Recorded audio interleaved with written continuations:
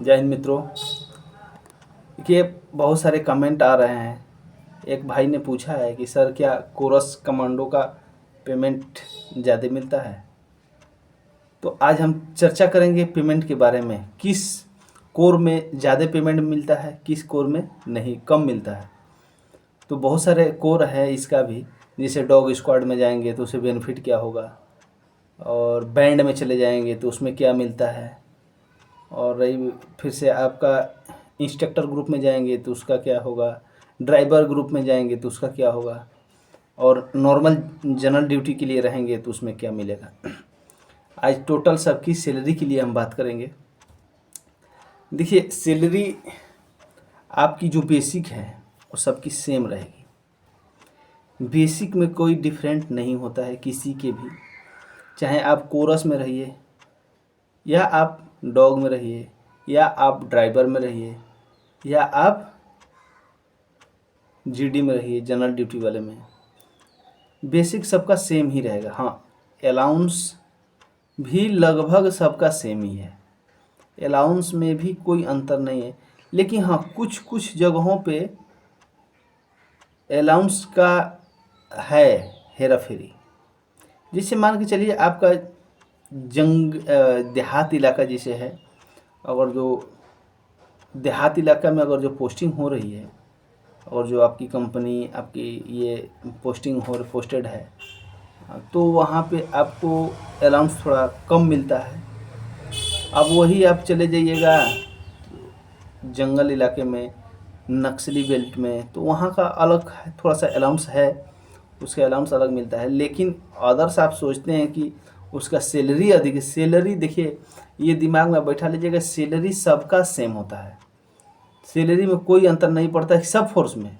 हाँ, आपको इलाके के हिसाब से आपको अलाउंस दी जाती है।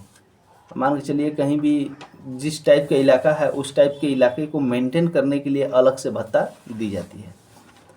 अब मान के चलिए अगर जो प्लेन इलाके में है, नॉर्मल इलाके में है, हिल एरिया नहीं है, तो वहाँ आपको प्लेन इलाके में तो प्लेन ही तनख्वाह मिलेगा, पेमेंट मिलेगी।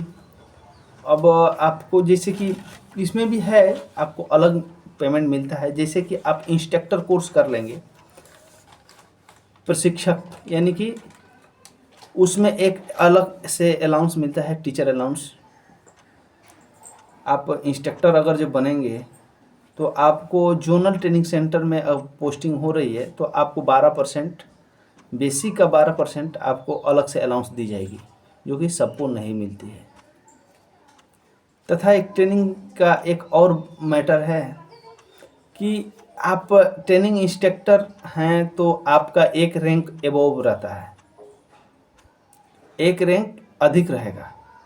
जैसे अभी हम कॉन्स्टेबल हैं, ट्रेनिंग कराने के लिए जाएंगे तो हमारा एक रैंक अधिक हो जाता है ऑटोमेटिक, और आपको एक अलाउंस मिलेगी, टीचर अलाउंस।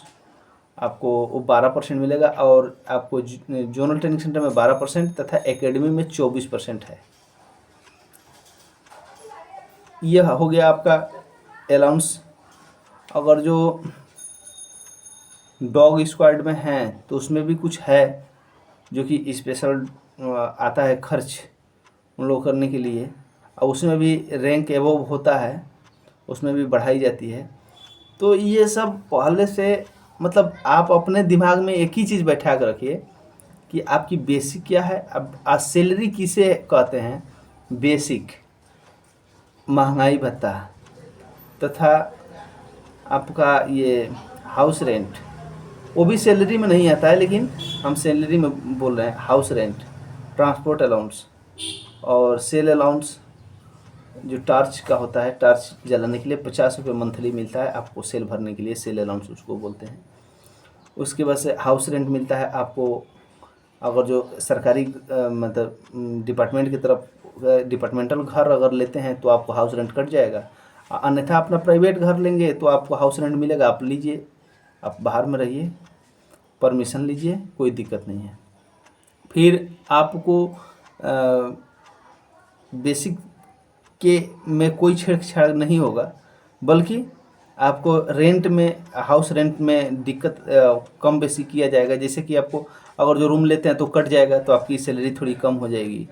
लेकिन सैलरी मेन कहा जाए तो बेसिक तथा आपका डीए यही है। बाकी तो उस पर अलग से भत्ता मिल रहा है वो अलग है, लेकिन ये चीज़ सबका सेम रहता है, इसमें कोई डिफरेंट नहीं की जाती है, ये सबके लिए एक ही समान रहता है।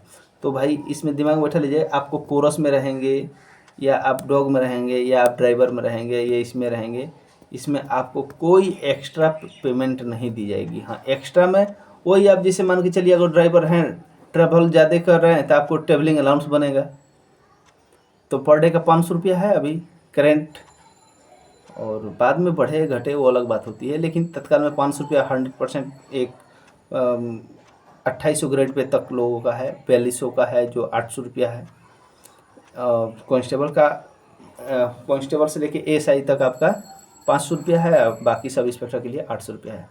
उस टाइप से सैलरी मतलब किसी का कम बेसी नहीं है, सैलरी सबका समान है, चाहे आप कहीं भी खटिए कहीं भी कुछ भी करिए, सैलरी आपका बेसिक और डीए वही रहेगा। बल्कि वहाँ का स्पेशल अगर जो अलाउंस लागू हो रहा है, रिस्क अलाउंस, हिल अलाउंस, सेल अलाउंस, जो कोई भी अलाउंस वो अलग होती है, तो उसको सैलरी में काउंट नहीं की जाती है, समझ गया। अब मान लीजिए कहीं बाहर चले गए, लगातार आपका टीए बन रहा है 100% रोज का, तो 15,000 तो ऐसे ही वो एक्सेस हो जाएगा, तो खर्च भी लगता है, ऐसा नहीं है कि नहीं है।